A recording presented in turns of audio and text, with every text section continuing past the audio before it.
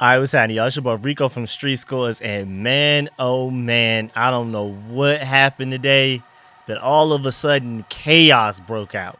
Adam Peters had some media availability today, along with a lot of owners and head coaches and things like that.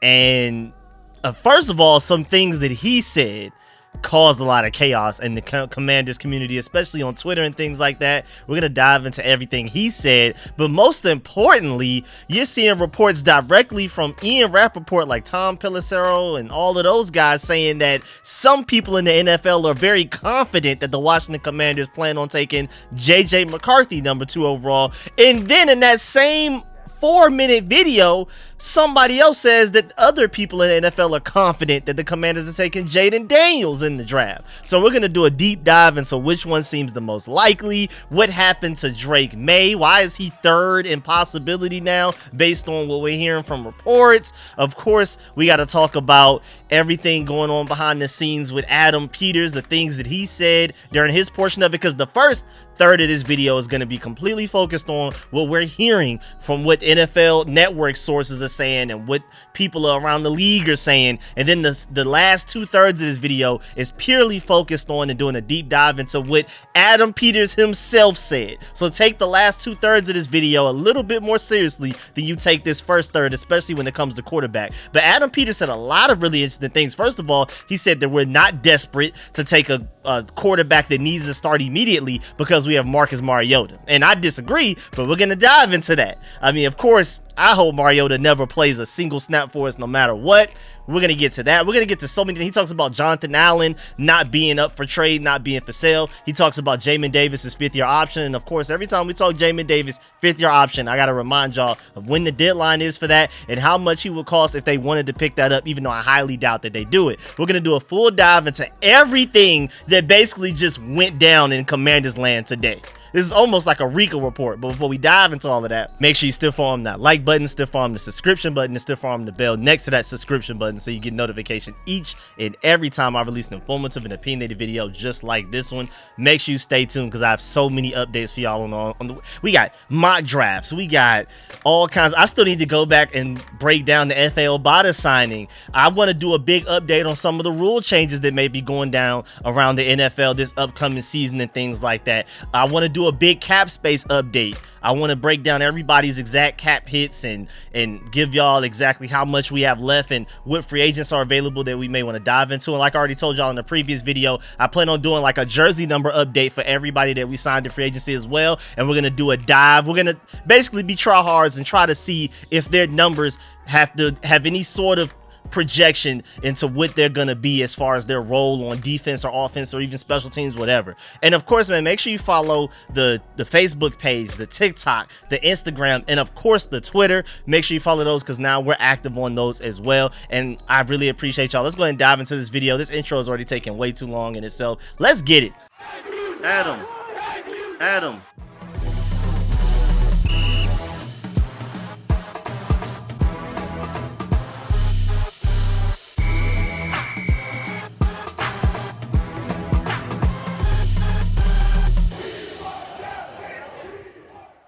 All right, so first of all, what really set the internet ablaze, the first thing that did, because there were multiple headlines that came out of just today alone. Monday, March 25th was chaos if you're a Commanders fan. So first of all, Tom Pelissero said, again, and a lot of this is coming from just one singular 4-minute video of NFL Network doing like a broadcast, and they're giving their different opinions and updates on a lot of things that are going on, what they're hearing in league circles right now, behind the scenes from different sources, all of that type of stuff. This is all just one 4-minute video.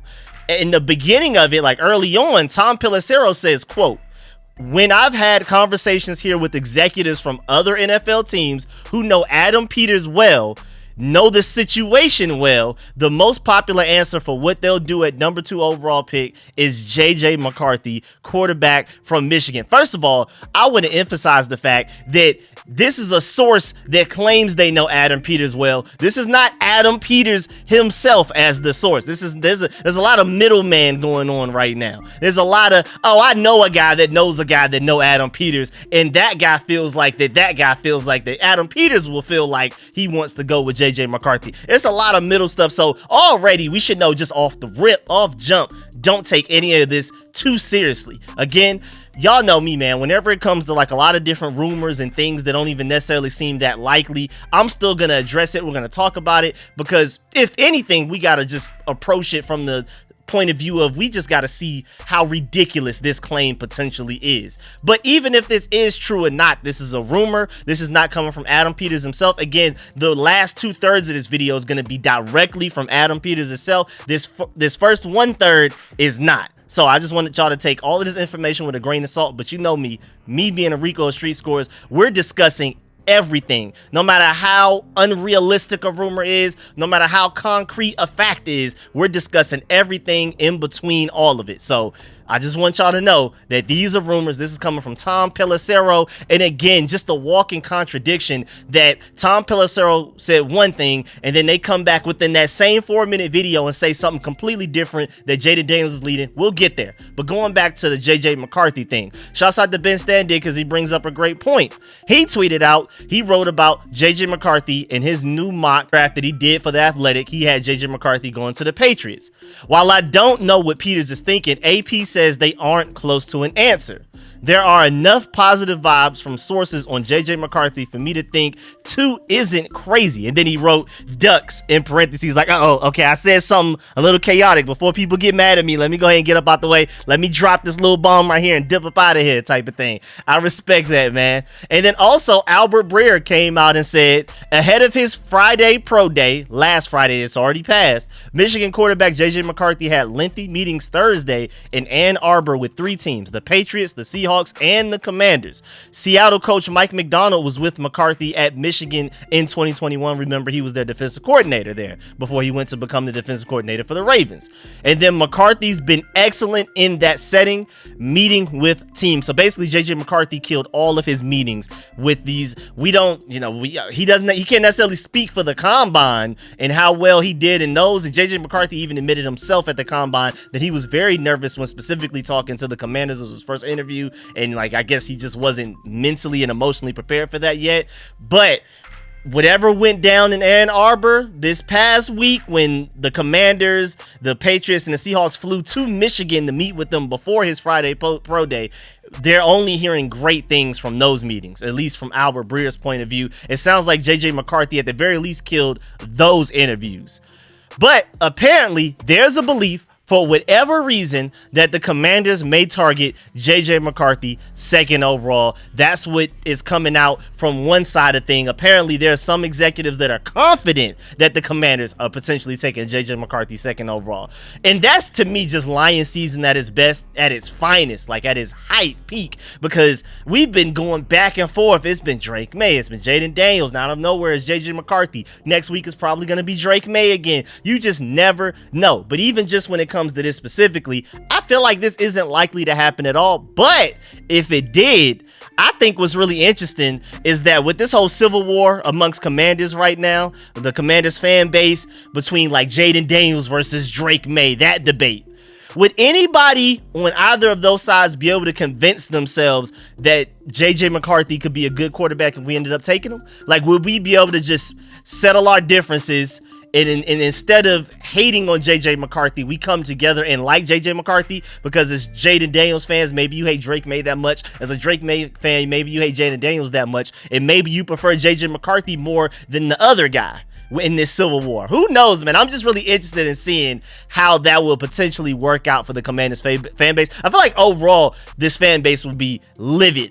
I feel like, if anything, Jayden Daniels fans will prefer Drake May over JJ McCarthy, and I feel like Drake May fans will prefer Jayden Daniels over JJ McCarthy for the most part, but you never know. And I'm pretty sure there's a lot of people out there that just prefer JJ McCarthy straight up, without, like, not a backup option, not if we don't get this guy. No, they just want JJ McCarthy 2nd overall, and I respect that.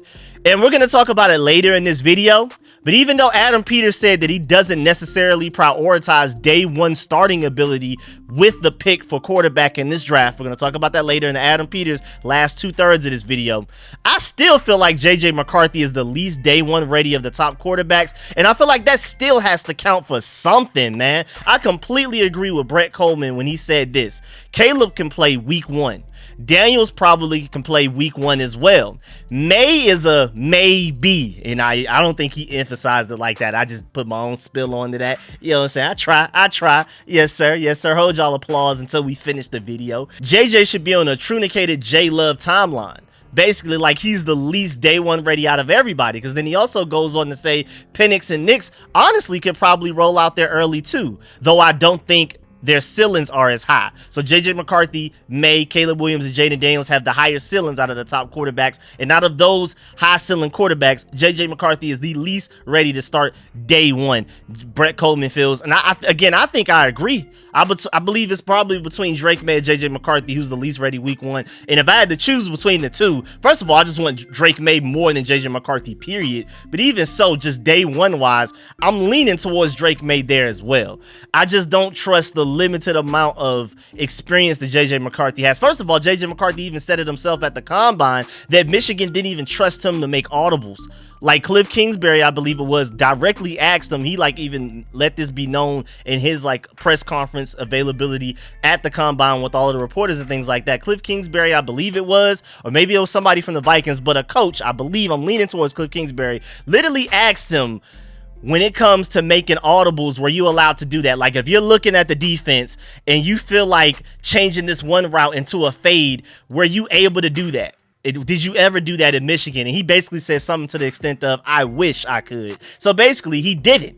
He doesn't have experience with changing not only routes pre-snap, but even just changing protections or anything like that. They called in the play, he ran the play. It was that's it. He didn't have any pre-snap responsibilities or power, if you want to look at it like that. So I just feel like that, and then also he's thrown the least out of all of these quarterbacks. So I just feel like coming out, he would be the least day one ready. And again, we're going to talk about it later in the video. Adam Peters said that that's not a big defining factor in who he picks at quarterback. But I'm saying, my point is, it has to matter at least somewhat. Maybe it's not the biggest thing he's weighing. And also that could just be simply just a flat out lie. Maybe he does really care about that, but he's just saying he doesn't. But even if he doesn't, there's just no way it doesn't matter at all for you. There's no way. I know we're technically rebuilding, or what Dan Quinn called recalibrating, but you don't spend all of this money and go get all of these guys in free agency for you to go into year one of this rebuild like, well, hey, if we win 3 games, so be it. Like, they clearly want to win now. They're not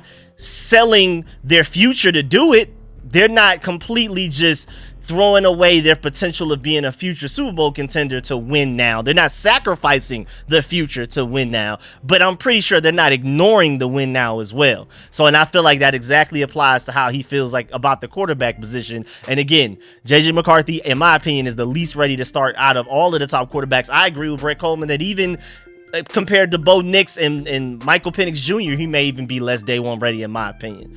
And shouts out to Mike Hall, my boy over there at the Burgundy podcast, man, with my boy Podfather, all of those guys, man. I really appreciate y'all, man. But he brought up a great tweet on Twitter. And what is going, Diddy Combs has fled the United States on his Gulfstream private jet. What is, come on, bro. I'm trying to talk football, man. I don't even care about that type of stuff. What is going on over there with that? But my boy Mike Hall tweeted, it started with Maye at number 2 is the pick. Then it shifted to Jayden Daniels will be the second pick. Now we are going to go through the McCarthy is the guy at number 2 phase. Adam Peters got these people all over the place with what he wants them to do. I completely agree.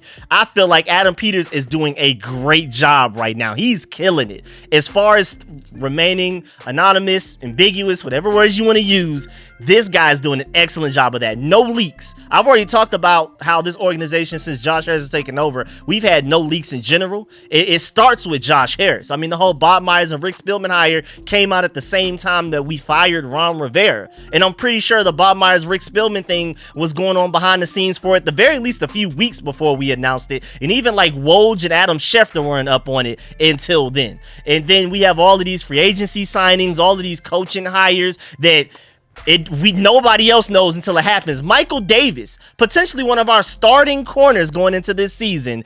We didn't know, and nobody knew he was signed to the team until he sat down to do a press conference. Austin Eckler got up from doing his press conference. Next thing you know, you're like, who is this? Isn't this the corner from the Chargers? Right? Why is he up on this?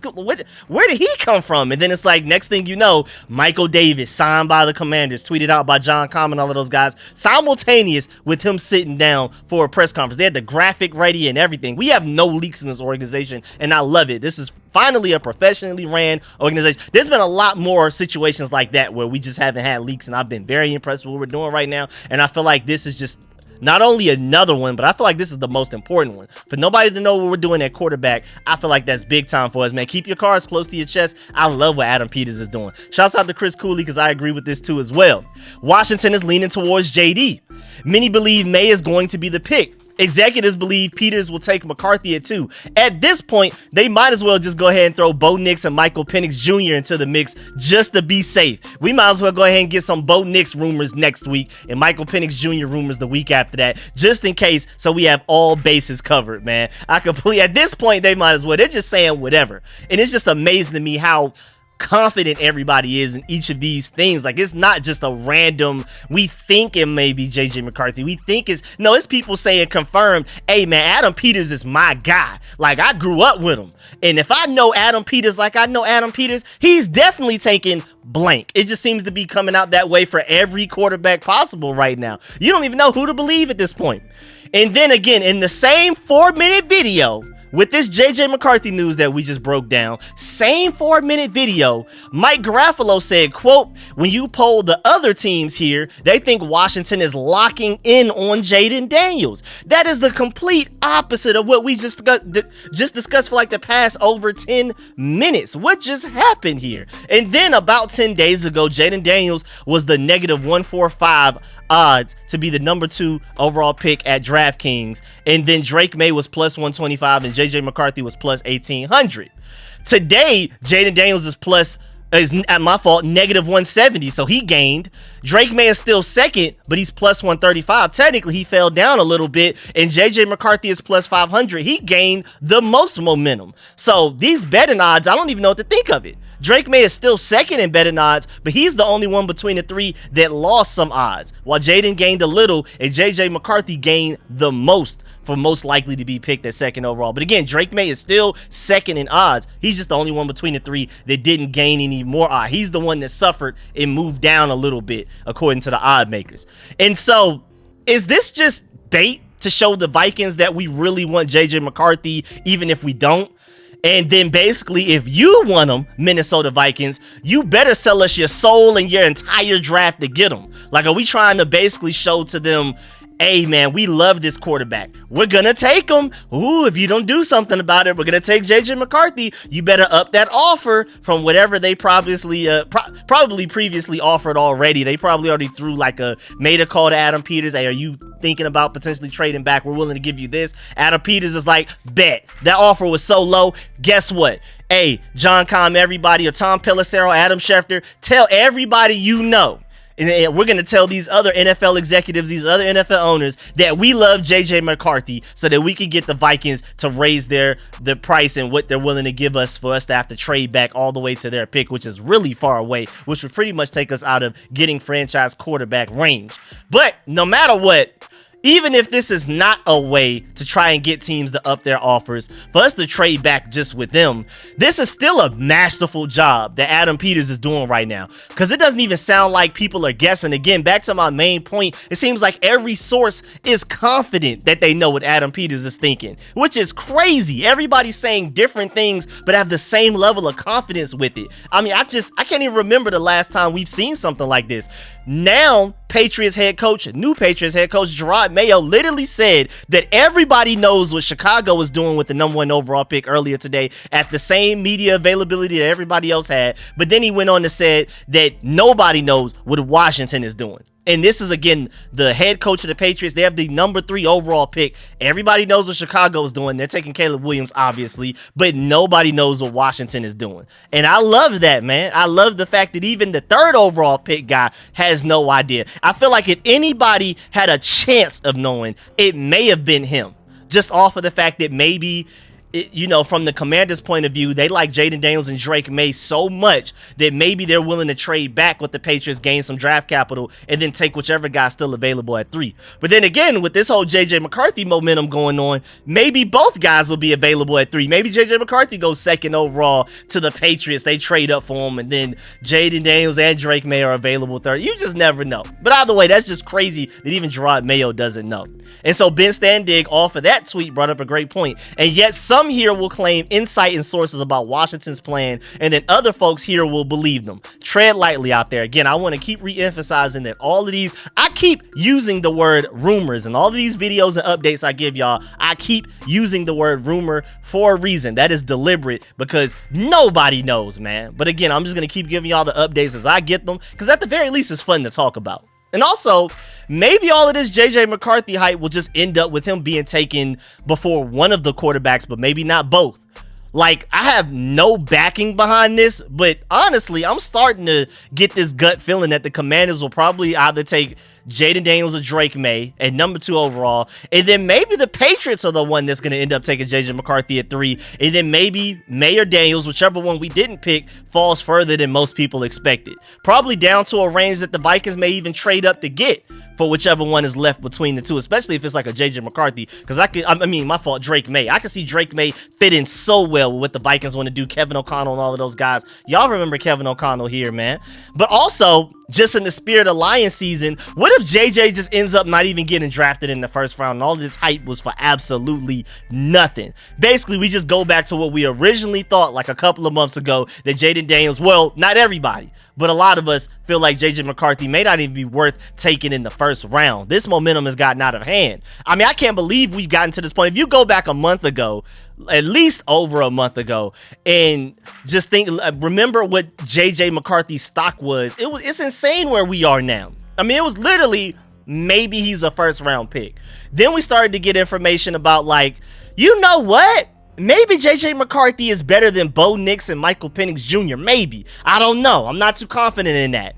And then later on, it was obvious J.J. McCarthy's better than Bo Nix and Michael Penix Jr., according to the national media and what everybody's saying right now. Just the general thought right now on these quarterbacks. And then it became, is J.J. McCarthy going before Drake Maye? And then that whole thing started. I mean, we were to a point, I remember just a couple of weeks ago, J.J. McCarthy going top 15 in the draft was newsworthy. Now, all of a sudden, as of now, J.J. McCarthy is the favorite to go number 2. How do we get here? Who is doing this right now? How is this happening? J.J. McCarthy, the only thing he's done, it was held a pro day since then. It had some meetings with some teams, but he hasn't played an actual NFL game or even a college game since he was still projected to go outside of the 1st round just over a month ago. So I don't know how the pro day and these meetings he had with teams have increased his draft stock this much, but it's absolutely insane the momentum that he has going on right now. At this point, based on the trajectory that he's had so far this offseason, I would not be surprised if J.J. McCarthy gets potentially Chicago Bears number 1 overall pick rumors going on. At this point, he's achieved far better and gotten way further than I thought he would ever get with these rumors just as of a month ago. Why stop there? We might as well just go ahead and project J.J. McCarthy number 1 overall to the Bears, and then the Commanders are sitting there with Caleb Williams, Jayden Daniels, and Drake Maye available number 2 overall. And boy, I would love that, man, as a Commanders fan. And just to go back to the Commanders real quick, shouts out to Mark Bullock, and I respect this tweet and I agree with it. And for the record, I'm probably one of the bigger McCarthy fans out there and absolutely believe Washington could take him at number 2 overall. I don't agree with the McCarthy part though. I'm completely Caleb Williams, Jayden Daniels, Drake Maye, gap J.J. McCarthy. That's me. But Mark Bullock said that he's one of the bigger J.J. McCarthy fans out there and absolutely believes that Washington could take him at number 2. But then he goes on to say, but I also don't think Washington even knows which quarterback is going to take yet.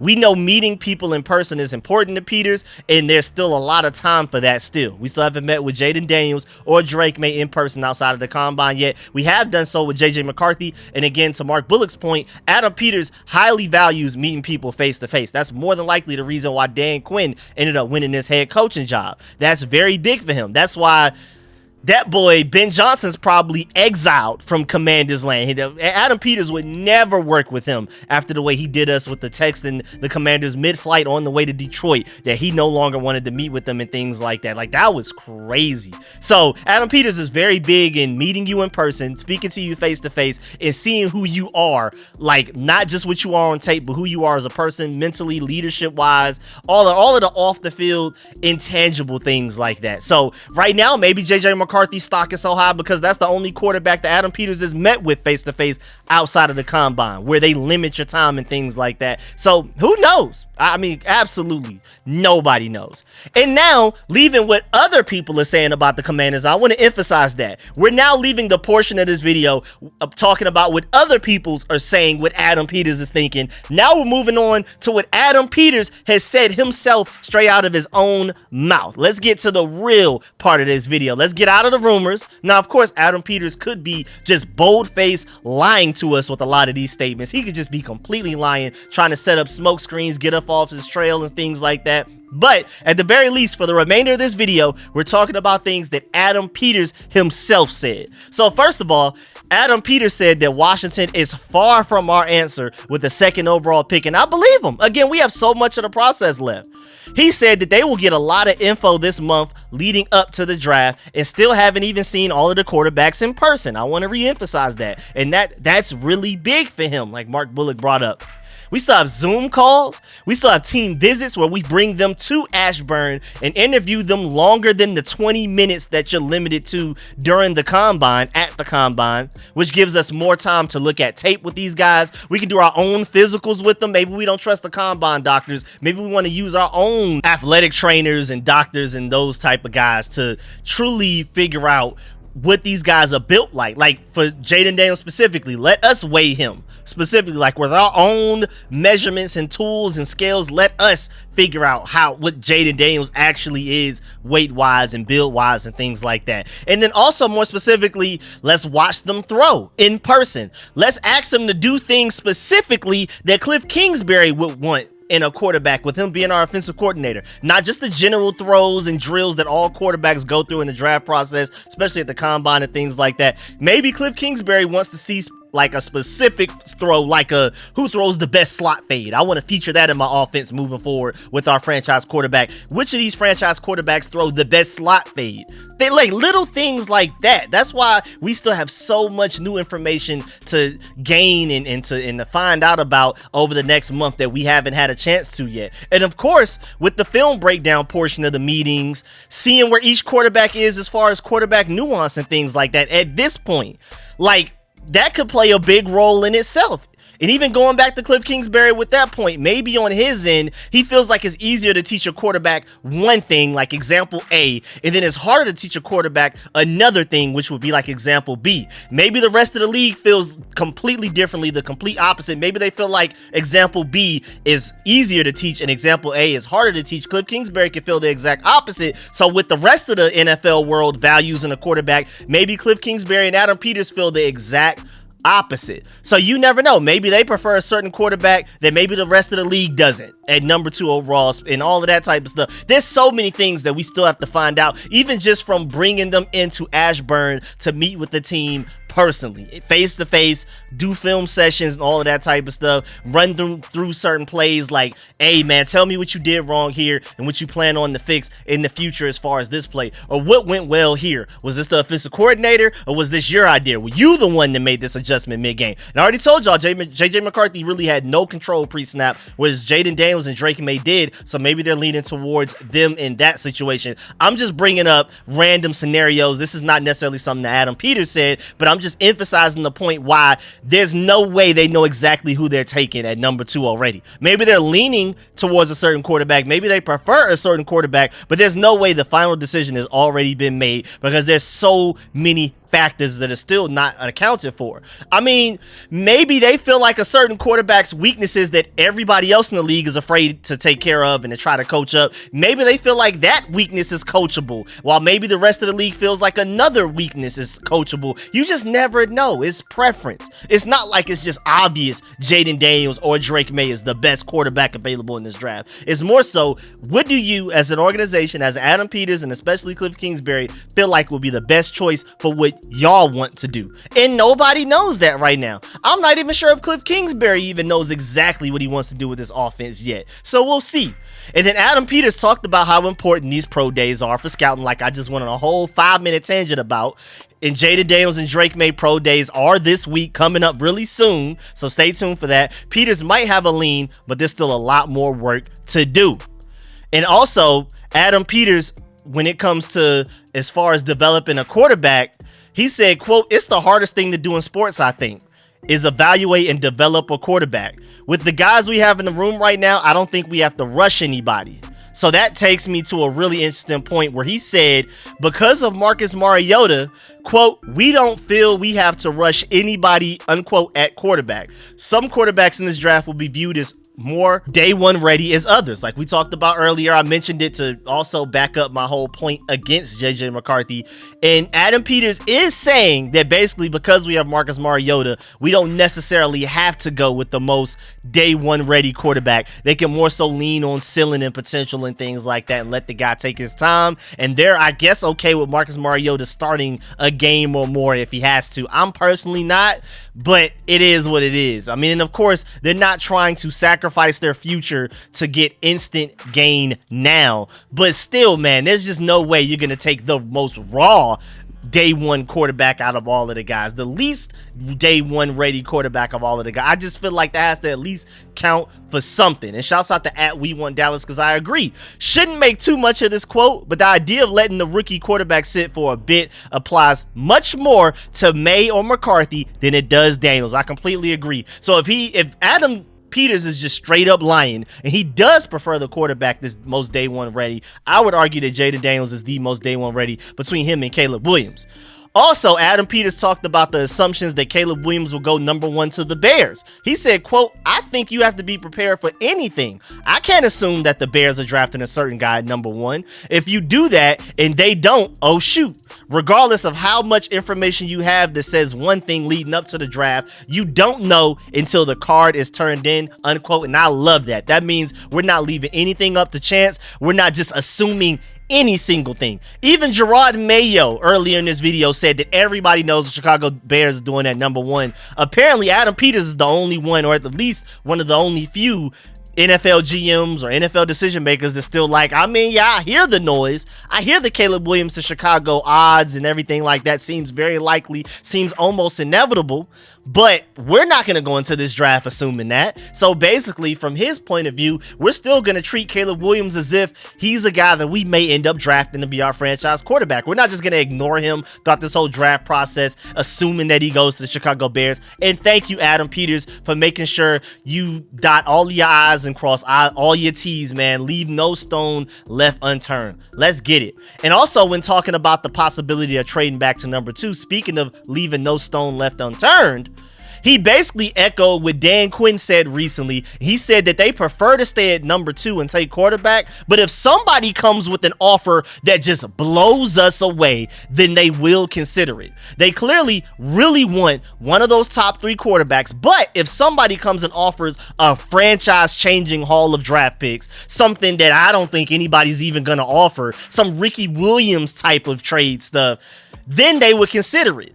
So basically, they're not just completely shutting down shop. Like, leave us alone. Don't call us no more about the second overall pick. We're taking quarterback. No, they're not going into this draft like that. Throughout the rest of this draft process, up until the point that we more than likely end up taking a quarterback at number two overall, their phone lines are still open. Now, don't keep calling with no low ball offers. At that point, you're wasting all of our time. If you're interested in potentially trading up to number two overall, you need to come with a ridiculous offer. That's basically what he's letting it be known. For us to even take you seriously, you better come with something that we haven't even thought of yet. Like, you you better come with some trade offer that it's like, man, we really want this quarterback, but man, we can't pass that up to trade back for all of those picks, multiple firsts and things like that. You never know.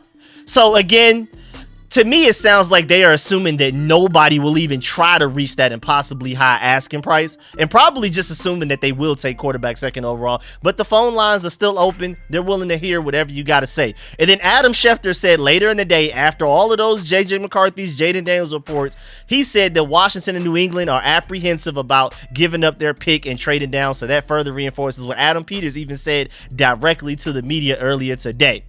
I also like the fact that he also said, no matter where you are in the draft, you are always thinking about and looking at trading up or down. And I really like that quote, because he basically said that no matter whether it's like in the second round, the third round, fourth round, or any of the later rounds, he's always thinking about draft positioning and movement. They are always going to be very active on the phones at all times. It's not like, oh, okay, we're in the fifth round or sixth round, we're cool with the picks that we have and the players that are available, we're just going to take the guys that we like and keep it pushing. No, at all times, Adam Peters is on that phone talking to teams about moving up and moving back with every pick that we're going to have throughout the entire draft process. I'm super excited about that. Never settling, never getting complacent or lazy. Thank you, Adam Peters. I really appreciate that. The definition of leave no stone left unturned. And then also moving on, Adam Peters said that he'd be comfortable going into the season with Cornelius Lucas or Trent Scott starting at left tackle for us. Now, I feel like that's a lie. I just disagree with that so much, but you never know. He's basically letting it be known we're not desperate. Yeah, I feel like as far as me as in Rico of Street Scores feels like that we need tackle so bad that we may even need to trade up into the late first round after taking quarterback second overall to get one of those top tackles. But he's letting it be known, hey man, yeah, we want tackle, but all of these other 31 teams don't think we're desperate. Don't try to charge us more just because we need left tackle really bad. I'm about to, at this point, with the offers that y'all sound like y'all are giving up, we'll just be fine with Cornelius Lucas or Trent Scott at left tackle. Y'all not about to out here and get crazy value out of me just because we simply look like we really need a left tackle right now. And I respect that, Adam Peters. I really do. I appreciate that strategy that you're going in there with. Again, I feel like left tackle is a desperate need. I'm not as high on Cornelius Lucas or Trent Scott as he says that he is. Who knows if he actually believes that or not? Again, maybe that's just him saying something to let the other 31 teams know that we're not as desperate as you think. And so don't try to ask us for some ridiculous value in return just because you think we're very desperate to get a left tackle. No, we'll be fine with where we are, with what we have right now. So if y'all are willing to let us trade up for some like a fair trade, cool, but we're not about to give up ridiculous value just to move up because y'all think that we're just in a peculiar situation where we just really need left tackle real bad. Thank you, Adam Peters, for that. Also, Adam Peters concluded the media session and gave zero hints about what happens at number 2. Like he just basically just did a whole bunch of smoke bombs, a whole bunch of nothing. You don't know what we're actually thinking. I don't even know what we're thinking. But when it came to Jonathan Allen, he put his foot down and said something very definitive. He made it clear that Jonathan Allen is a big part of the Commanders' future, and he is not up for trade at all, man.